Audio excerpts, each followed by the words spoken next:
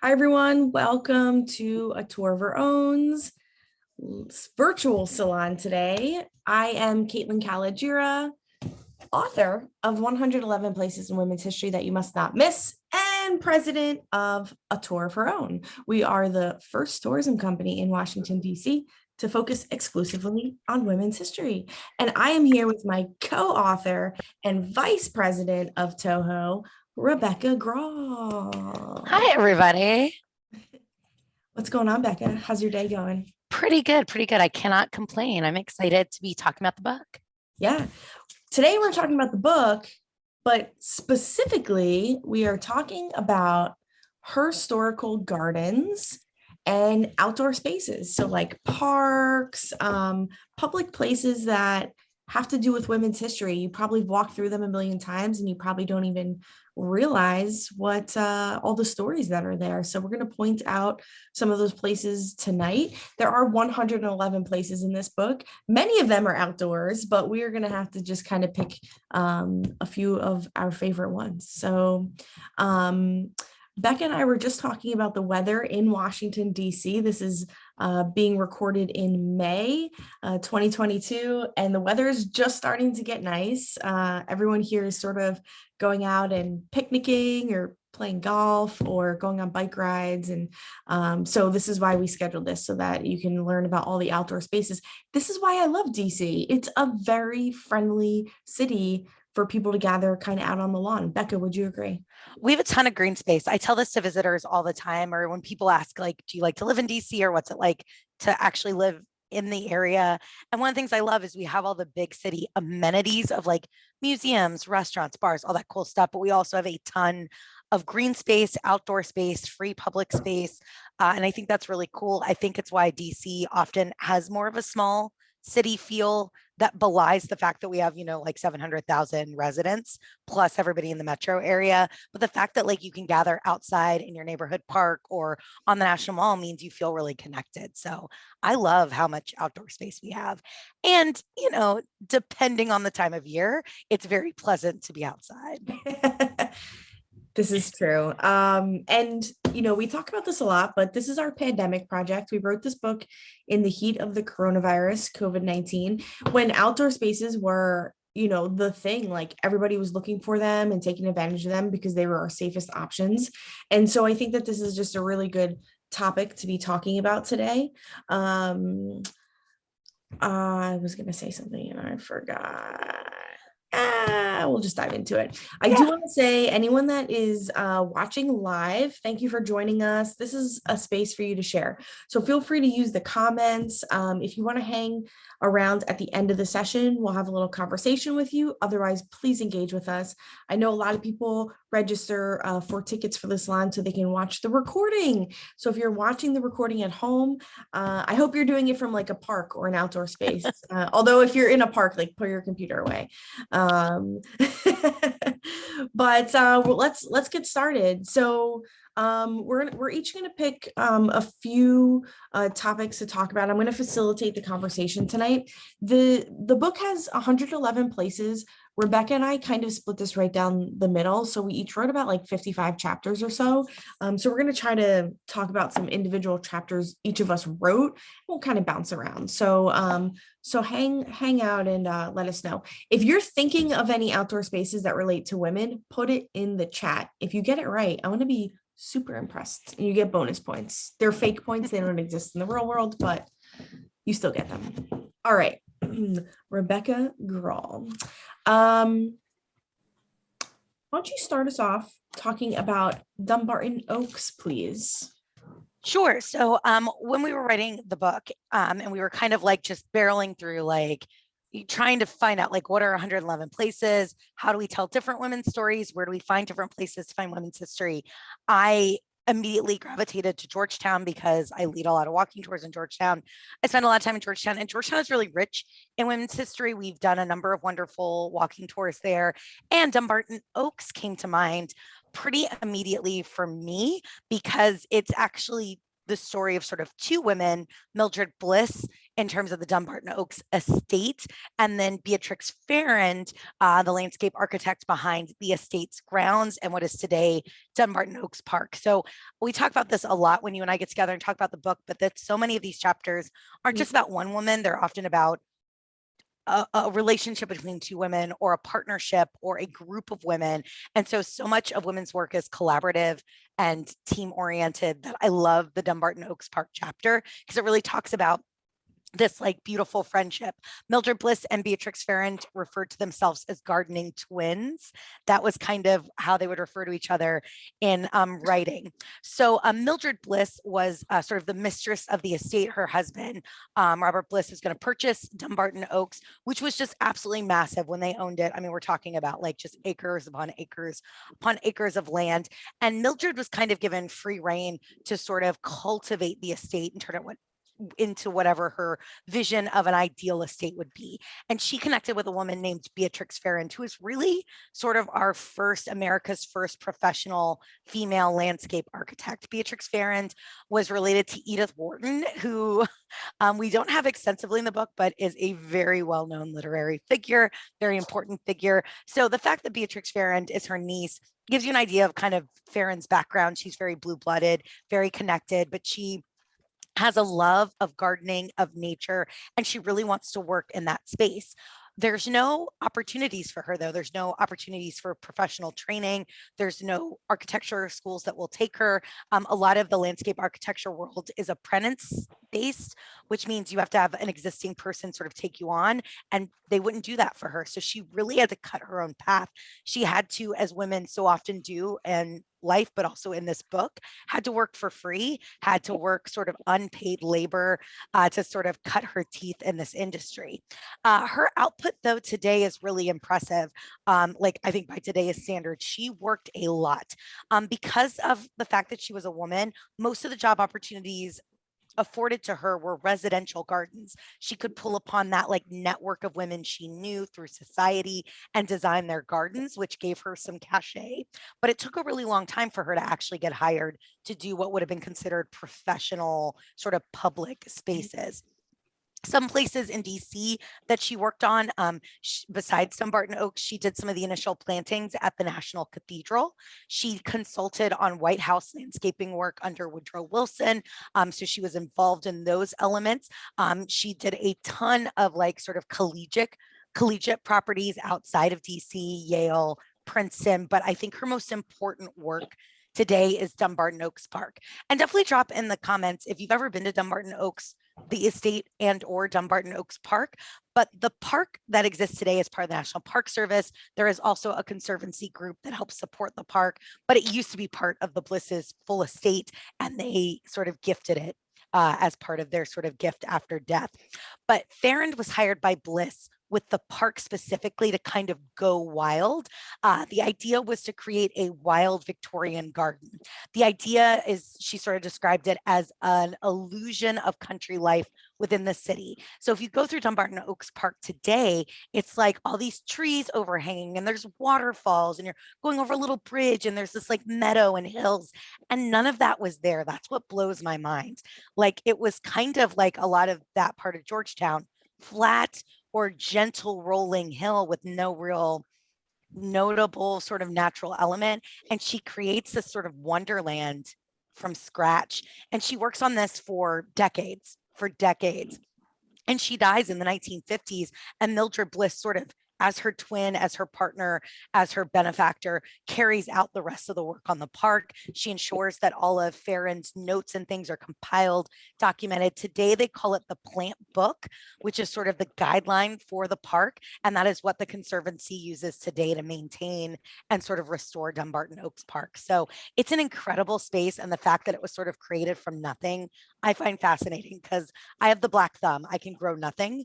Everything about Beatrix Farrand's talent is remarkable to me. That's awesome. What a great story. What a great like place to go and seek out in Georgetown, and just like a little nature preserve right in the middle of one of the oldest neighborhoods. I love it. And you can enter through Georgetown, but you can also connect through Rock Creek Park as well. So if you enjoy Rock Creek Park, there's actually a lot of elements of women's history throughout Rock Creek Park, including the cemetery. There's also, you can connect into what is Dumbarton Oaks Park. Excellent. Love it. Love it. Love it. Love it. Okay, I guess I'll jump in here with a chapter, and then we'll come back to you. Okay. I wanted to talk about Hillwood Estate.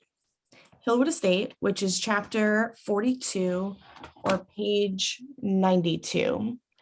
And part of the reason we wanted to incorporate this into tonight's conversation is because if you look at the picture in the book, it's an interior picture, because Hillwood Estate is really well known for being the mansion and the home of Marjorie Merriweather Post, who was just like a brilliant CEO from like Post Cereal.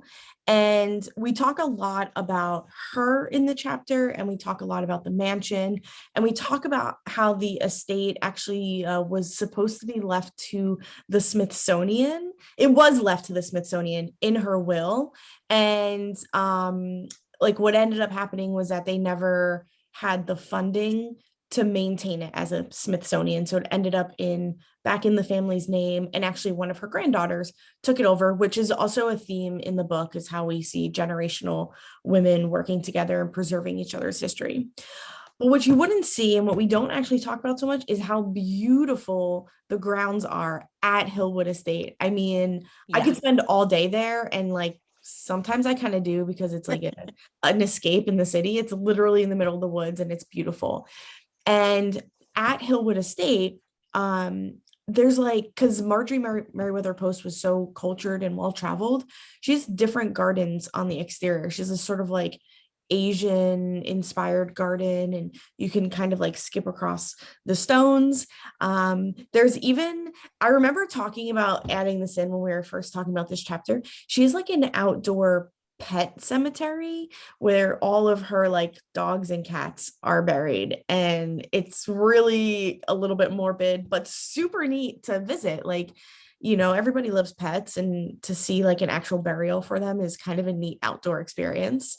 But what I like most about Hillwood Estate, I think, is they have a whole greenhouse there, and so even when it's like not really spring or summer, you can go in the greenhouse and still explore beautiful flowers.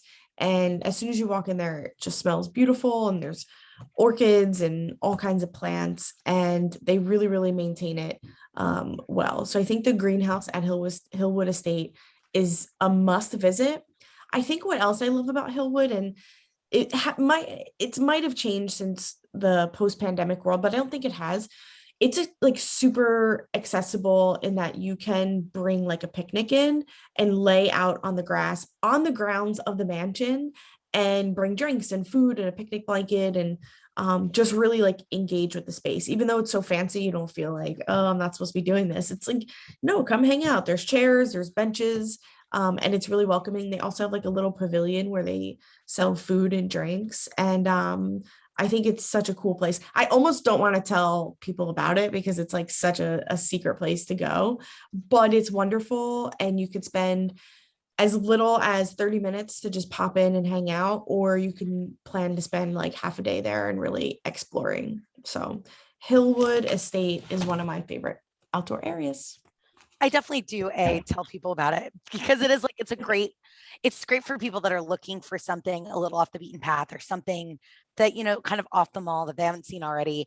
I also love that there's sort of this thread of the Smithsonian through the book, because there's another chapter in here, Alice Pike Barney, which is the embassy of Latvia today, but her home went to the Smithsonian. Same thing. She donates it to the Smithsonian, but they can't really afford to upkeep it for very long. It's chapter 4, Alice's artistic estate retreat, Alice's artistic retreat. And so there's this great theme of like women wanting their homes, their legacies to be part of this sort of national institution, which I think is really interesting, wanting to be tied to that national legacy.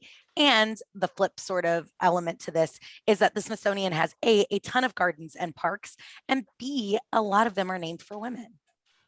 They are. Yeah, I know. It's Smithsonian and gardens and women like all go together for sure. The interesting thing about Hillwood Estate, which I couldn't explain in detail in the book, was that Marjorie Merriweather Post donated her estate to the Smithsonian and X amount of money. But she knew that X amount of money was not going to be enough to run the estate. So what she had anticipated was that the Smithsonian would then make like her family, like grandchildren, sort of like board members and like entrust them with it through the Smithsonian. And they never did that. Like they never, like whatever bargaining and negotiating she thought that there would be, they just never happened. So she was kind of trying to be smart and set up her family to be more like well off and involved. And it didn't, for the Smithsonian's a tough place to to get into. So it was so strategic. And I don't know, I thought it would be really cool if it was part of the Smithsonian, but I think it still has just as much value there. All right, let's move on to our next spot. So we're gonna do a quick shout out to the First Lady's Water Garden at the Botanic Gardens. I think this is one of our favorite chapters collectively. Becca wrote about it, and we've done some other works on it. So follow along on our social media and whatnot. But we're going to skip that because we want to talk about one specific First Lady who we love and just keeps coming up all of the time. Lady Bird Johnson has her own park, which is like literally on the line of Washington, D.C. Like we always think like as soon as you cross the Potomac, you're in Virginia, but there's this like little tiny stretch of DC and this park lands like right in it, which we were happy about because it means we could write about it in the book. So Rebecca Grawl, tell us about Lady Bird Johnson Park. Yeah. Oh my gosh. And I have done an entire podcast on Lady Bird Johnson. I love Lady Bird Johnson. Full disclosure, I'm from Houston, Texas. So we grew up with like heavy love for Lady Bird. She is an incredible woman. And I think that often if she is remembered or people talk about her legacy, it's sort of like, well, she planted a lot of flowers and she did. But what she was trying to do with her beautification efforts were just a sliver, a tiny piece of what she was trying to accomplish with her life in politics and in public service. And beyond that, the way in which she approached beautification, which we often use, I think, as a way to sort of minimize public works, what she was trying to do with beautification was really social welfare and economic justice and environmental justice. She was so ahead of the curve on a lot of that, understanding that the air we breathe, the nature we surround ourselves with has a huge impact on our health and well-being, mentally, physically, economically. And I just love that she was sort of on the forefront there. One of her quotes, "Where flowers bloom, so does hope." Oh, And I think that's really, really beautiful. So if you've been to Lady Bird Johnson Park, it's sort of right along the Potomac. It was something that sort of existed prior. She didn't like build this island. It was Columbia Island, named, of course, for the District of Columbia. And it was sort of meant to be this like symbolic entrance into DC. If you were coming along the George Washington Parkway, coming along the river, you'd have sort of this like entrance with this beautiful view across the riverfront to sort of the DC skyline. It's renamed to honor Lady Bird while she's still alive. So it's actually renamed right at the end of her husband's second term. So right at the end of 1968, Lyndon B. Johnson chooses not to seek another term. And so they know in 68 that they're done. And so the park is named in honor of her. It is just like an element of like what she liked to do when it came to planting gardens. But if you spend time in DC today and you're like, oh, I love this floral library on the National Mall. Oh, I love this beautiful landscaping here. She was probably behind it. She oversaw the planting of millions, like literally millions of flowers around the nation's capital. She was instrumental in the passage of the Highway Beautification Act, which was meant to sort of add trees, add flowers, add greenery along our nation's highways. She wanted to really ensure that the nation's capital was beautiful and welcoming. She creates an organization specific for that, the Society for a More Beautiful National Capital. It's like a bit of a mouthful, but the idea was like to project strength through the visual of our country, or our capital of our country. And this is like, it's easy to sort of say, oh, she was a first lady and she was interested in this. She was like taking meetings. She was reading, she was researching. We're very fortunate because Lady Bird Johnson left behind a massive trove of documents, letters, personal recordings that she made throughout her time as First Lady, audio recordings, reminiscences that she did later on. And like, she was on the ground at every step with these projects. And I think that's really, really beautiful. And if you go there, and you're like, the tulips are what are most famous, but I think you could go any time of year when you're there and you're taking in this green space and the waterway, and there's a cycle path, and you can see these monuments to great men. It's such a moving experience because you're appreciating all of this natural beauty, in part because of the efforts of one very, very determined woman who the park is named for. But outside of that, there's no statue to her there. There's a big slab of stone to honor her husband. But the only way in which she's really remembered in that space is through the naming of the park. We love Lady Bird Johnson. I'm going to add a couple of other just fun tidbits about her in the city. There's like an underground tunnel through DC water. And there's a few of them named for women. One is Lady Bird Johnson. The other one is Lucy Slowe, who's also in this book. So interestingly enough, something that like no one would ever see unless you're working on it or you're like in that realm. But she also has a tree named, go ahead. I was just gonna say, what a metaphor though. Like, yeah. essential infrastructure of the city, named for women doing the unseen work. But like, there it is. Where would we be without DC water pipes doing what they need to do? Yeah, good old Lady Bird and Lucy Slowe holding the whole city up. I love it. Oh man. All right. And then she also has a tree at the United States Capitol. And I think I was blown away learning about how almost every tree on the grounds of the United States Capitol building is dedicated for someone or an event, usually like a memorial of some sort. And there were a lot of women's groups and specific women on the Capitol grounds we wanted to include.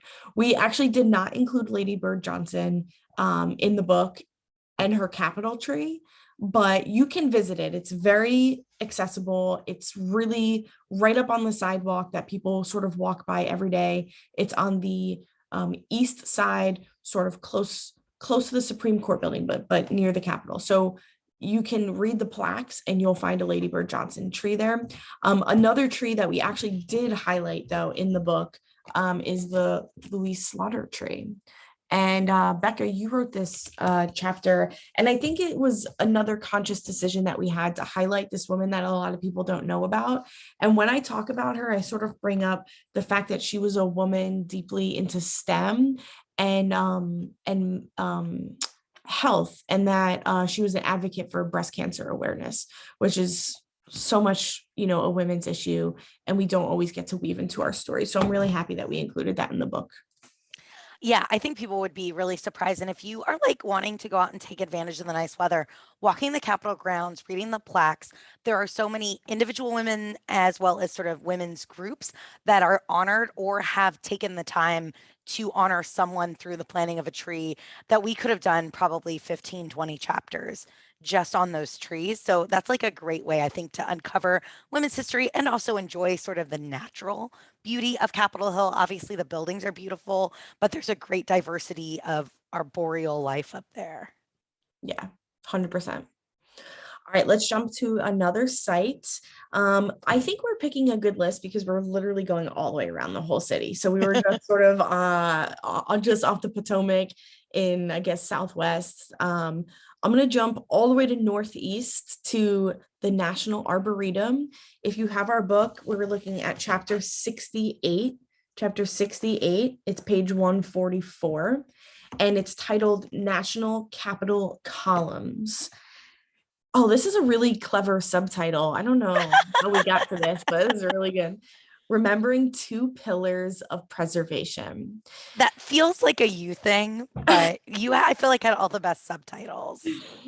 I'm very love proud this. of the L words for the Furies Collective chapter. That was me. But I feel like a lot of the good subtitles were you were really in the pocket on that.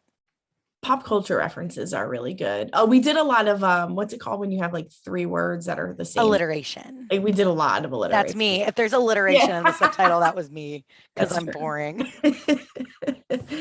All right. So we always talk about this. People are going to stop showing up. So you guys are talking about the same thing all the time. Preservation, preservation, preservation. Like women are always behind preserving things. National Capitol columns at the Arboretum is no different. This chapter talks about mainly two women, but let me give you some context about the site just in case you're not familiar with it. It is one of the coolest places in DC, mostly iconic for these columns. And these are actually columns that were once a part of the United States Capitol building. And now they just stand out in a beautiful field of open, greenery, and people, you can walk right up to them. You can stand right under them. And of course it's, photogenic, but it's just kind of fun. I mean, it's like, what a bizarre thing, but it's super special. And so these columns were at the Capitol, and then the Capitol sort of went under renovation. And then we just kind of like put these columns somewhere. They were just like, I think they were by I want to say like Anacostia River. I forget exactly, but they were just, we weren't using them and we just left them somewhere. And then years later, there was a woman named Ethel Garrett who took up this whole campaign to do something with these columns and to preserve them. And she worked closely with, who was this guy's name?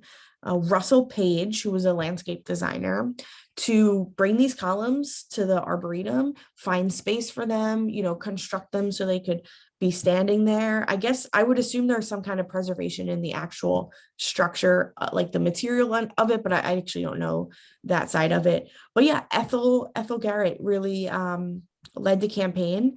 And then the second woman in this chapter, because we kind of molded it all together, is a woman named Phoebe Hearst, who's a pretty, sometimes people really recognize her name, sometimes people don't. The Hearst family is really, really well known. There's a DC public school named after Phoebe Hearst as well.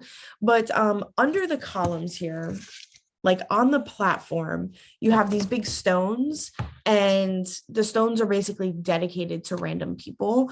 I think it must have been some kind of like fundraiser or something, would be my best guess.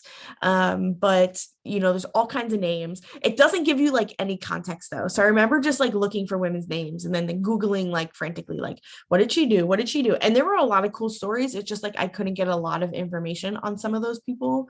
There was some connection to Campbell's soup, now that I think about it, but I could not go down that rabbit hole far enough to like write about it. But if anyone out there knows, come find me. But I chose to write about Phoebe Hearst primarily because she had a connection to the Mount Vernon Ladies Association.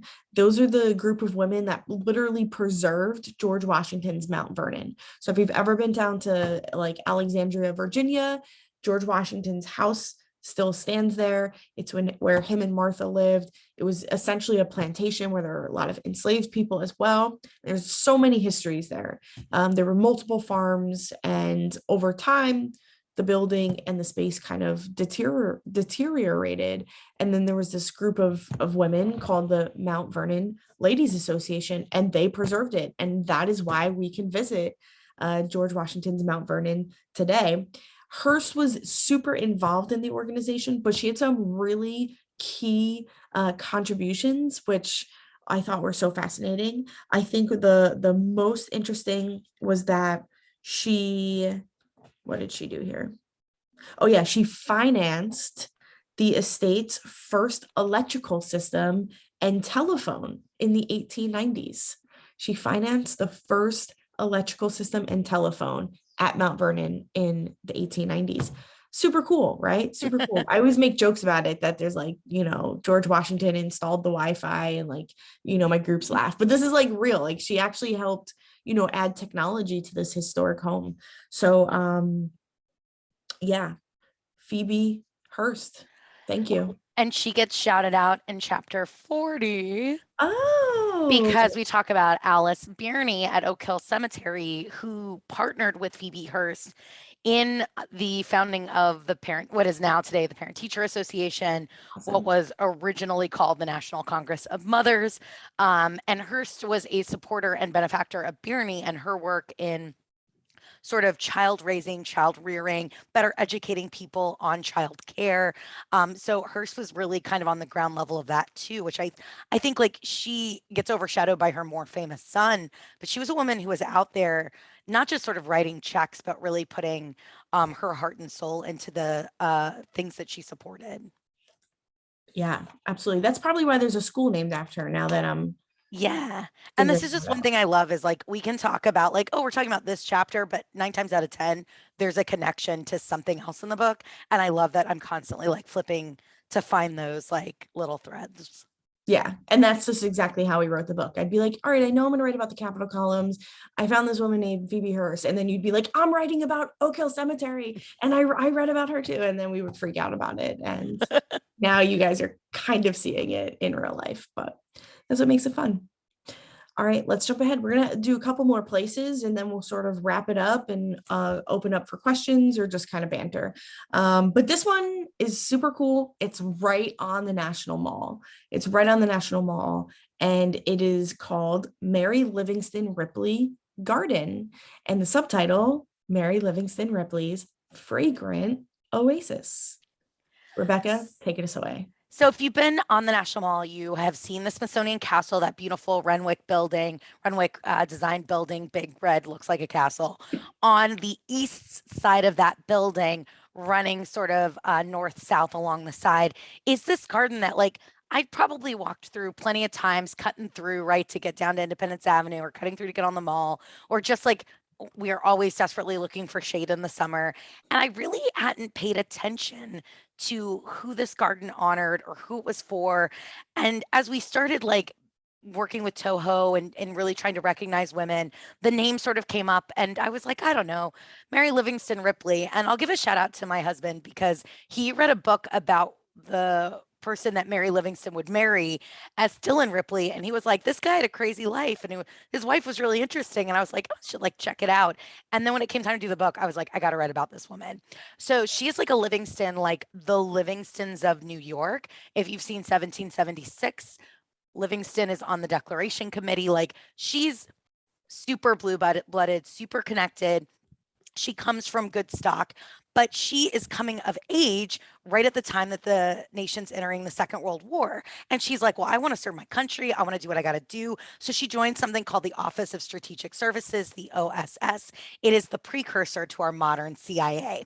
And the founder of the OSS, Wild Bill Donovan, made it a key component of the plan from the get-go with the OSS to hire women. And he hired like 4,500 women to be part of the OSS. So there are so many cool women who have a connection to this group who were basically spies. And she had a roommate, Mary did, when she was in the OSS, named Julia McWilliams. That is her maiden name. Do you know what her married name is, Kaitlin? The one and only, the chef, Julia Child. So, like Mary Livingston and Julia McWilliams to become Julia Child are Besties. roommates while they are in this organization. They both also meet the men that they will marry. Julia meets Paul Child, and then Mary Livingston meets S. Dillon Ripley, who they share a lot in common. They are both horticulturalists, they're both entomologists, they're both gardeners, they're both really passionate about science, nature. It is also very helpful because he's really into all that stuff and she's meticulous, very detail oriented. So she will often become the record keeper in their relationship. She'll be the photographer, the documenter. So hitting on that preservation theme again, constantly, right? That role that women often take. And when they get married, Ripley will end up sort of becoming the 8th secretary of the Smithsonian Institution. And Mary's like, okay, you're a secretary, that's great, but like, I'm not just going to sit back and go to fundraisers and smile and photograph. She wanted to be really hands-on involved. And so she founded the Smithsonian Women's Committee in 1966. She went on scientific expeditions with him. She went out with other sort of Smithsonian sponsored trips. She was constantly using her camera to document I have no science background. So, plants and insects of various species and flora all around the world. She even had a little talent for taxidermy, and she taxidermied some of the things that are on display at the Smithsonian today. So what a fun little extra hobby she had. Yeah. So that's like her background. Well, if you have ever been downtown DC, something we hear from people all the time is like, oh, we need more places to park. And that's, which I disagree with on a personal and moral level. That's for another salon. But that's what the Smithsonian's like in the 1970s, 1978. They're like, well, we better put a parking lot here. Our staff needs somewhere to park. Our visitors need somewhere to park. And so they were just going to put in an above ground parking lot, basically between the Smithsonian Castle and the Arts and Industries building, and then wrapping around. So they were going to just take out a bunch of green space and put in a parking lot and a parking garage. And she was like, absolutely not.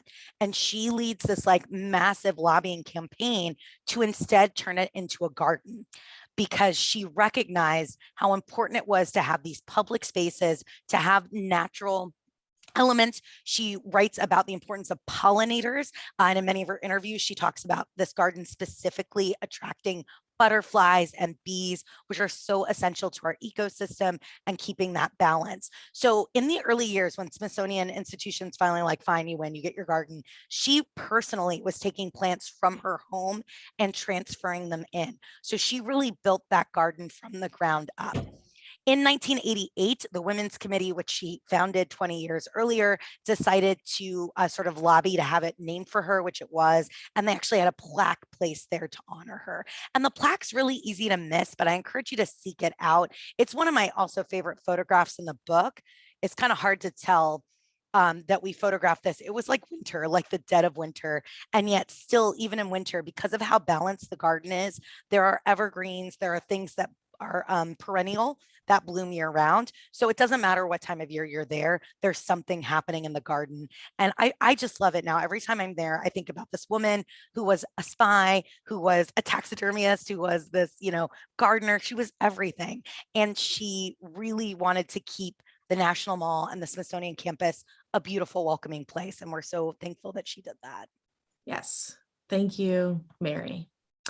Shout out also to our photographer, Cindy Schiavetto Stalionis, who did probably 95% of the photos in our book.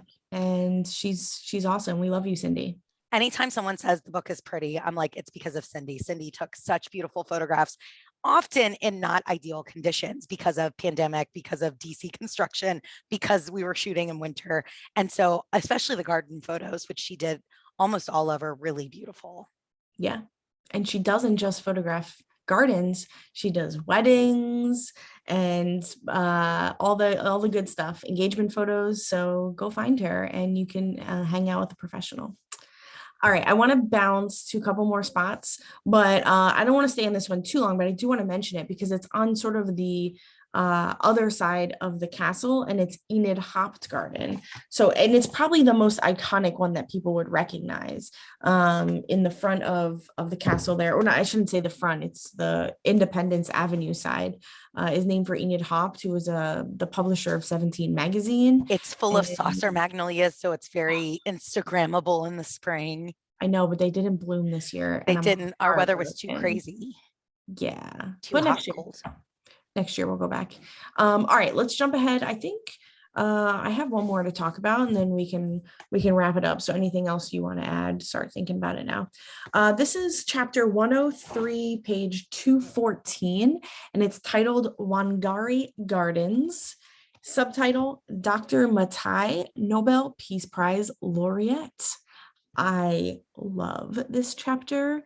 Wangari Matai is well, let me start with the location. This site it's sort of Columbia Heights or Parkview, just off North Capitol. So it's again in a different area of the city. It's in Northwest, but it's definitely in the middle of a neighborhood. So Wangari Gardens is a community garden. It's a community area where they have like all these different plots. And so it was founded by two, I think they were like two friends at the time, two young people. One was a teacher, one was a grad student of history in local colleges. They wanted to turn this sort of empty space into something for the community. So now there's all these different plots. And then if you go there on the right day, there's sometimes they hold special events, even if it's just like people playing music or poetry readings. There used to be this like big swing that people would just hang out on. People host birthday parties there. And it's like not a fancy park, if I'm being honest with you. It's a very just basic and like sustainable. Like people are growing things in their own plots and then people gather and that's it. Like there's nothing too fancy about it. Although I do think they're renovating it, but that's a story for another salon. We'll just stay on topic here. It feels like a very community driven place for me, as opposed to some of these are a little that we've talked about are more formal and have conservancies and big groups. I feel like Wangari Gardens has a real community element to it. Yeah, 100%. Okay, so let me tell you a little bit about her because she's just so accomplished. She's the first African woman to receive the Nobel Peace Prize. And that was, sorry, I don't have the date. I think in the 1990s or so. But in the 1977, she founded what's called the Greenbelt Movement. And it's such a sustainable way of agriculture, to be quite direct about it.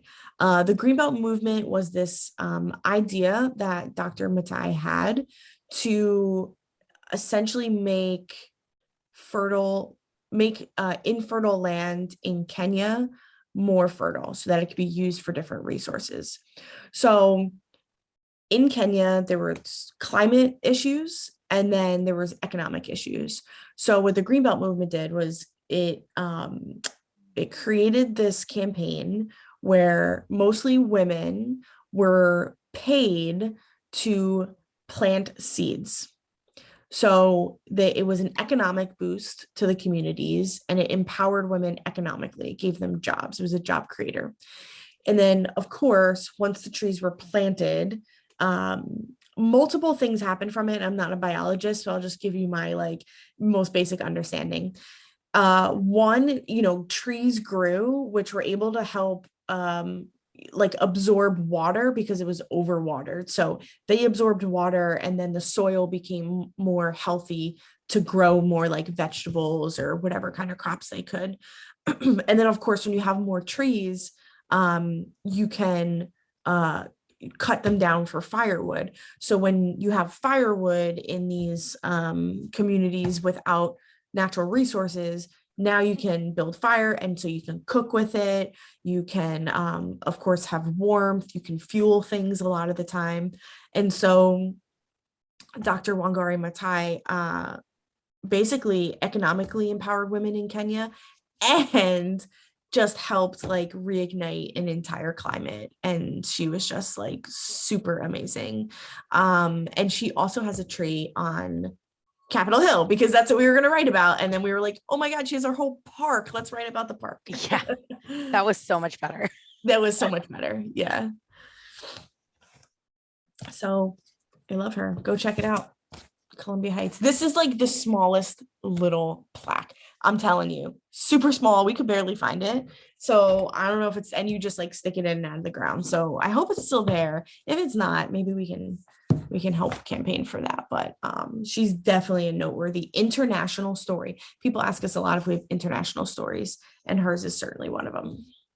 Well, and that's, I think, one of the things I love about the book is like, this is, as I was saying, like a garden space that's very much, I think, localized and community oriented, but she as an individual made an impact around the world. And so many of these figures have deep local connections while also having a national and international impact. And the ripple effect of what these women are accomplishing in their lifetimes is really kind of phenomenal. Oh, I see your comment. She won her Nobel Peace Prize in 2004. Okay. But the work she was doing went, as you said, through the 90s and all that, but she's recognized for that in 2004. She started in the 70s, so 80s, 90s. Oh, yeah. So it's like 3 decades worth of work, which when you're planting trees, like sometimes it's not overnight. Yeah. Excellent. Yeah. Speaking of comments, if anybody who's listening in live has any questions, you can drop those in the chat. We'll be happy to sort of read them out loud and answer them for those tuning in later. This is really just a tiny like portion of the outdoor spaces in the book. We have a lot of parks, a lot of gardens, and as we mentioned in almost all of our salons, but in case this is your first time really looking at the book, each chapter comes with a little tip. And the tip's like on the little opposite page, little sidebar here. And it has all like the information you need to find it to visit. But then the tip is usually tied to either the place itself, the location, the neighborhood, or the theme of the chapter. So there's technically 222 places in this book.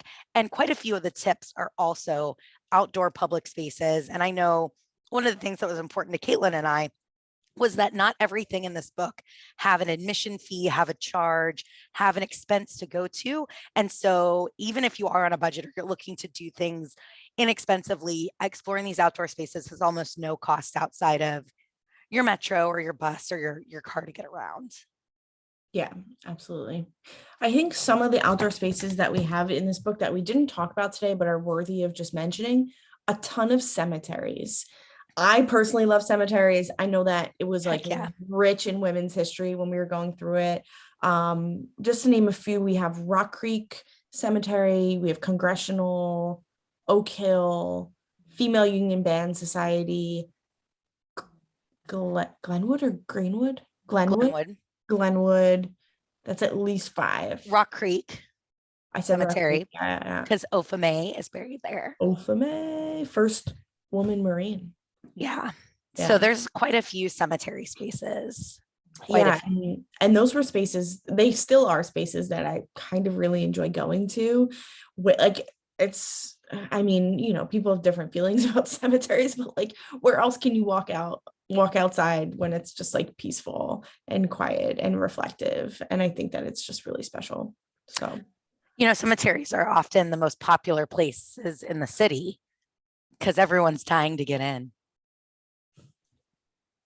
Slow clap, everybody. Slow clap. Round of applause. That was good. Actually, I don't think I've ever heard that. How is that possible? Oh my gosh. It's like, I feel like the cheesiest tour guide joke. And every now and then I'll drop it with my 8th graders to see if they're awake. Well, no, I agree. I agree. I love cemeteries. DC has such a rich sort of collection of cemeteries that really range in terms of their size, their history, the vibe, the feel, as it were. And it's a great place to find notable women and find their stories. Definitely. Well, so let's just banter just a little bit. We'll close it up in like 2 or 3 minutes. Have you done any outdoor things in DC not related to the book or specifically related to the book? Oh my goodness. Outdoor activities. Well, we live our lives outside as tour guides. I mean, that's kind of one of the things that's just a job quirk. Like we went to a book fest, you and I, just a couple weekends ago, Easter Market Literary Hill Book Fest. It was awesome. It was a great event. And a friend of ours, our colleague and author, Joanne Hill, commented like that I look like I'd gotten some sun. And I was like, she's like, did you go somewhere tropical? And I was like, no, I've just been out on the National Mall every day for 2 months. Yeah. So we live so much of our life outdoors and we work outdoors, but it's kind of cool because then I think of all these green spaces like as my office. But in terms of really fun outdoor places or spaces, I love Haynes Point and it's not in the book, but I wish there was I wish we'd had a good reason to write about Haynes Point. And it's funny because now I actually could think of probably some connections, but at the time, you know, there wasn't like a really good hook, but that's sort of my favorite place to get outside.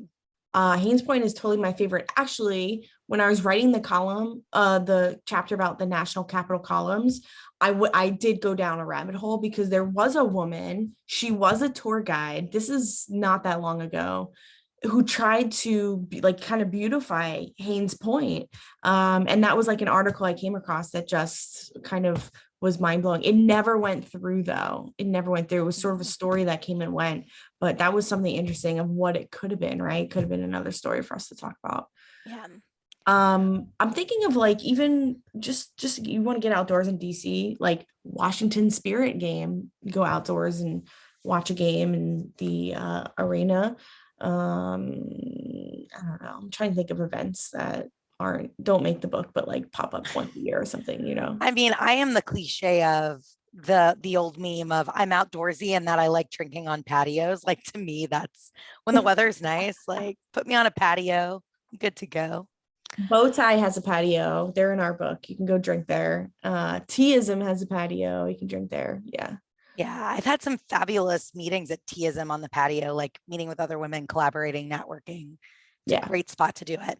In the comments, Ella, who has a tour of women's history in outdoor spaces, mentioned the National Museum of American Indian and their gardens, which we could have done a whole probably 45-minute talk on the Smithsonian affiliated kind of green spaces, garden spaces, but a lot of that's on Ella's tour. So you have to take Ella's Yeah. tour. Exactly. We ran it as a public tour. We will run it again as a public tour in the lineup, maybe in 2023, or you can book it as a private tour. Excellent. Okay. This was great. Let's close it up and I'll just say thank you everyone for tuning in. Like tuning in as if like you put your radio set on. Thanks for zooming with us. And as always, your support of A Tour of Our Own is much appreciated. If you'd like to further support us, please consider becoming a member. We have a membership program that gives you free or discounted access to our monthly programs. We do virtual programs, we do live programs, tours, salons, book talks. Come and meet our team, come and hang out with us, come learn women's history.